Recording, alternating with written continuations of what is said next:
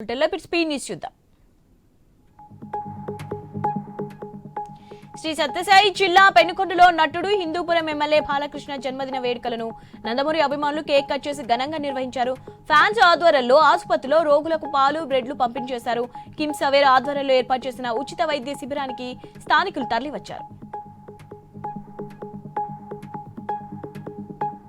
TPCC ప్రధాన కార్యదర్శిగా కట్ల రంగారావును నియమించడంతో ఖమ్మం జిల్లా వైరాలో కాంగ్రెస్ పార్టీ కార్యకర్తలు సంబరాలు చేసుకున్నారు. 4 దశాబ్దాలుగా పార్టీ కోసం పనిచేసిన విషయాన్ని గుర్తించి ఈ అవకాశం ఇచ్చిన పార్టీ పెద్దలకు కట్ల రంగారావు కృతజ్ఞతలు తెలిపారు. రాబోయే స్థానిక సంస్థల ఎన్నికల్లో పార్టీ బలోపేతం కోసం కృషి చేస్తానన్నారు.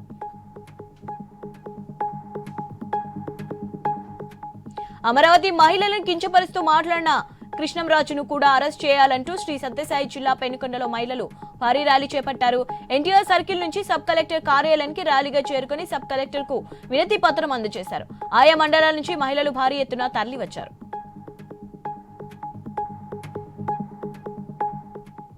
పశ్చిమ గోదావరి జిల్లా మొగుల్తూరు మండలం ముత్యాలపల్లిలో బండి ముత్యాలమ్మ అమ్మవారి జాతర అంగరంగ వైభవంగా జరుగుతోంది. 3 ఏళ్లకోసారి జరిగే ఈ జాతరలో అన్ని సామాజిక వర్గాలు కలిసి అమ్మవారిని ఊరేగింపుగా తీసుకొచ్చి ఆలయం వద్ద ప్రత్యేక పూజలు నిర్వహించారు. నిబంధనలు తుగంలో తొక్కి అక్రమ నిర్మాణాలు చేపట్టే వారి పట్ల ఉదాసీనంగా వ్యవహరించే అధికారులపై చర్యలు తీసుకుంటామని మహబూబాబాద్ ఎమ్మెల్యే డాక్టర్ మురళీ నాయక్ హెచ్చరించారు. మున్సిపల్ కార్యాలయంలో నిర్వహించిన సమీక్ష సమావేశానికి విద్యుత్, మున్సిపల్, ఇంద్రమ్మ ఇళ్ల అధికారులు హాజరయ్యారు. మహబూబాబాద్ జిల్లా ఈదుల పుసలపల్లిలో దర్గా ఉత్సవాల్లో మత సామరస్యం వెలువరించింది.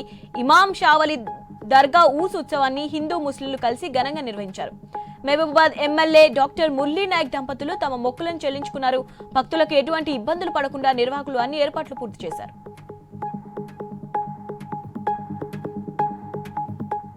కర్ణాటకకు చెందిన 2 అంతరాష్ట్ర దొంగలను నారాయణపేట జిల్లా మక్తల్ మండలం జక్లేర్ గ్రామంలో పోలీసులు అరెస్ట్ చేశారు. వీరిపై మహబూబ్ నగర్, నారాయణపేట జిల్లాలో 5, కర్ణాటకలో 5 కేసులు నమోదయ్యాయని, అరెస్ట్ చేసి వారి నుండి 5 తులాల బంగారం, ఆభరణాలు రికవరీ చేశామని డీఎస్పీ లింగయ్య తెలిపారు.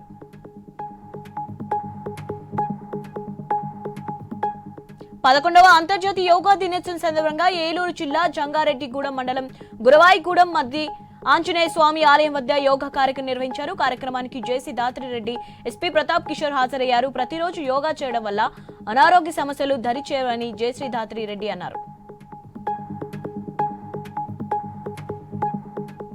ప్రియురాలి కోసం ఓ యువకుడు సొంత ఇంట్లోనే దొంగతనం చేసి జైలు పాలైన ఘటన వరంగల్లో జరిగింది.